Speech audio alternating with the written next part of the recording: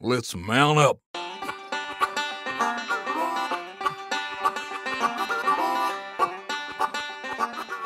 So of course, most haunts and Halloween displays look their best at night, but it can be tricky to capture that with your camera given the low light conditions.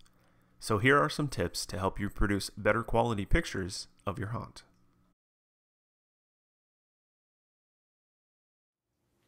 The first tip is to use a tripod when possible. The problem with night photography is, in order to get enough light captured for the photograph, the shutter on the camera needs to stay open longer. Well, if you're holding the camera, unfortunately that can introduce blurriness from your hands shaking. Even though you don't feel like your hands are shaking, even just a little bit of shakiness can produce blurry images. So your best bet is to just mount your camera to a tripod. Now, there's a wide range of prices for tripods, but you definitely don't need anything fancy. They can get to be really, really expensive. The only caveat is that if you get a very cheap one that happens to be really light, sometimes you can run into problems with wind. If it happens to be windy when you're trying to take your pictures, you can still get a little bit of shakiness because the tripod's blowing around. But if you don't have any wind, that's not a problem. And typically, a basic tripod is going to do fine for producing your images.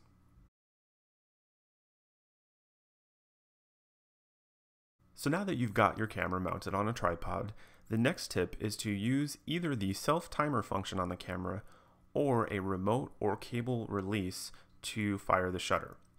The reason why you want to do that is because if you put your hand on the camera and press the button manually, it's going to cause it to shake just a little bit, but enough that it can produce blurriness in your pictures. So just go ahead and look for that self-timer function, and then all you got to do is press the shutter button, and it will take the picture after the specified amount of time.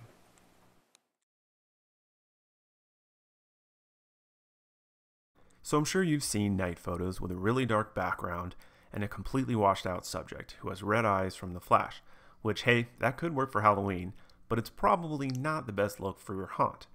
So what's the solution? Well, it's pretty easy. Just turn off your on-camera flash. The problem with most camera flashes is they don't have the power to illuminate a large area, so any background in the shot is going to get lost. Also, since the foreground is so bright, it ends up being really white and washed out, which isn't a great look. Now, if you have a DSLR or a little bit fancier camera that lets you use an off-camera flash, that can actually be really cool to play around with. You can try hiding it in different areas in your haunt. Maybe it's around a corner and you have it illuminating the hallway. You can actually get some pretty neat effects doing that. So if you have that option, by all means, use that flash and try out different things. But if all you have is an on-camera flash, you're going to get a lot better results just turning that off and not using it. So the next tip is to plan a time before or after Halloween to take pictures of your haunt. The problem with doing it on Halloween night is you're just too busy. There's always, something that goes wrong or things that you're trying to do. And you need to be able to take the time to focus and set up and just really work on it. So what you're going to want to do is just find a time when it's going to be quiet, nobody's going to be around, turn on all your lights, your effects, whatever you want going for your photographs, and then set up and then just kind of plan everything out and take your time. You're going to get a lot better quality photos that way. You can really kind of think about what you want to take pictures of, look at the different scenes, try to plan out your shots, and then think about what you want to save and highlight on your haunt in your photographs.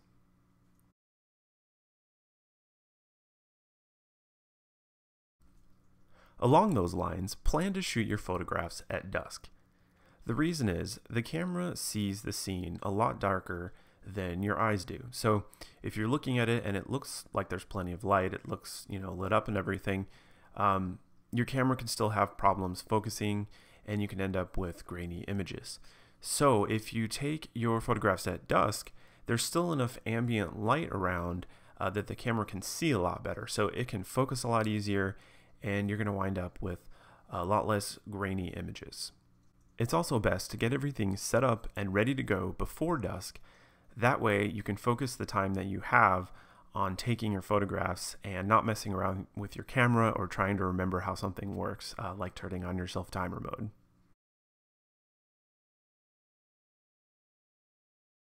The next tip is to use manual mode if your camera has it. Two of the main aspects of taking a picture is the shutter speed and the aperture. The shutter speed determines how long the shutter stays open, while aperture controls how much light is let into the camera. So if you choose a longer shutter speed, it will allow for darker areas of the scene to show up better, since there is a longer exposure.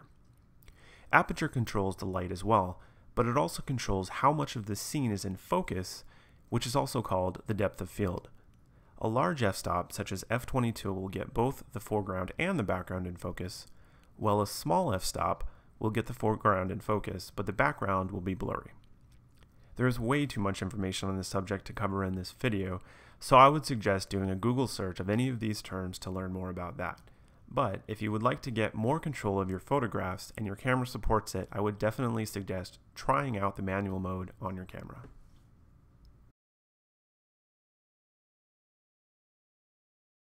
Nowadays, most phones have pretty good cameras in them, and a lot of people don't actually have a standalone camera. The good news is that most of these tips still apply to shooting with a cell phone. You can find tripods that are made to hold your phone.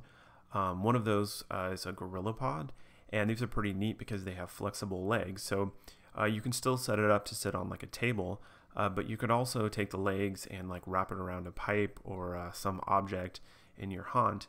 So you can still have it on a tripod. And also a lot of the camera apps now have a self-timer mode, so you can still take advantage of that. And if the software with your phone for your camera doesn't have that out of the box, you may be able to download an app that does the same thing.